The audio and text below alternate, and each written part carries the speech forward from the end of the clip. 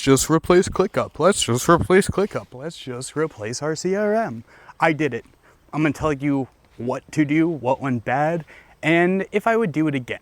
So I was working with a company who was looking to move and migrate out of ClickUp. And so they were like, hey, they've heard all the rage. AI can build anything, right? Let's build a new ClickUp. And I said, yes.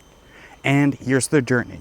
So it seems relatively easy in the beginning. There is so much work around plumbing, data, ETLs that you kind of get lost in the sauce for the first few months. After that, then you start to put together the UIs. But the UIs and how they work is significantly different than ClickUp because the way that they built ClickUp was very customized. So you make it sans customization when they actually wanted all that customization. So if you are rebuilding this, what you want to do is make sure you have all the screenshots of how they used their platform previously, everything they liked about it, everything they loved about it, and just put it up there. You know what you don't want to do? Make a fancier UI. If they were used to working out of Google Sheets, keep them in Google Sheets. Just move it over. There's this idea that I think we all have, we want to make something better. When you're working on a project like this, I can tell you that don't. Just port it how it looks, let it run from there. Once you have that, the bug testing is always the hardest too. It is going to take a little bit to get through all the bugs, but the reporting process has been pretty smooth and the fixes have been relatively easy from there. Now, would I recommend anyone to do this? Generally, no, I would not. If you are if your problem is you don't use your CRM today, a new CRM will not make it better. If your problem is you have a CRM system and it's chock full of information that doesn't work well for you, then you might want to make the switch. If your business is at the point where you can see explosive growth in your future, and your systems just aren't keeping up, then is the time to probably build over buy.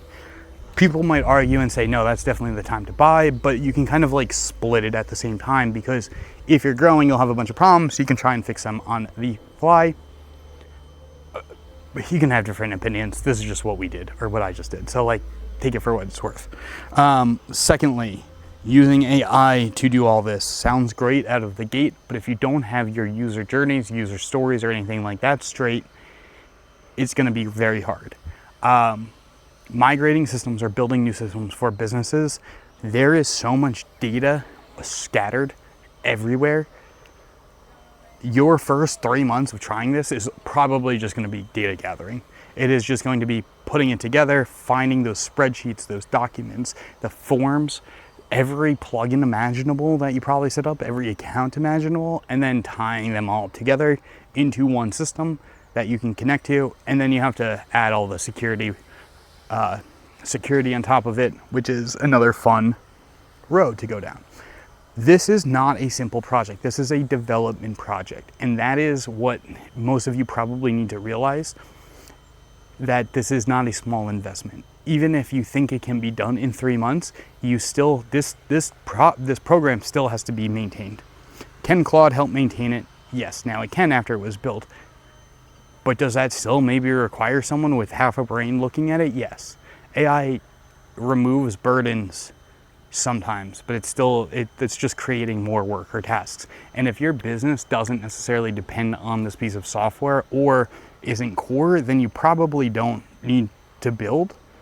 You can. If you got the money and time, then go for it. But like, usually it's better to rent, make sure it's all correct, and then build it once you kind of know your specs and what you're doing. Because if you try and build without knowing your end system or SOPs, it's going to be a lot harder. And I know that sounds like common sense, but you'd be surprised at how many people start building and then realize halfway through, like, oh, wait, I didn't want it to look like this at all. And we can just raise our hand if we're one of those types of people. Oh, whoa, who said that? That's crazy. Anyways, I'm Connor. I run Kai Calls. If you like talking about this stuff, feel free to give me a follow.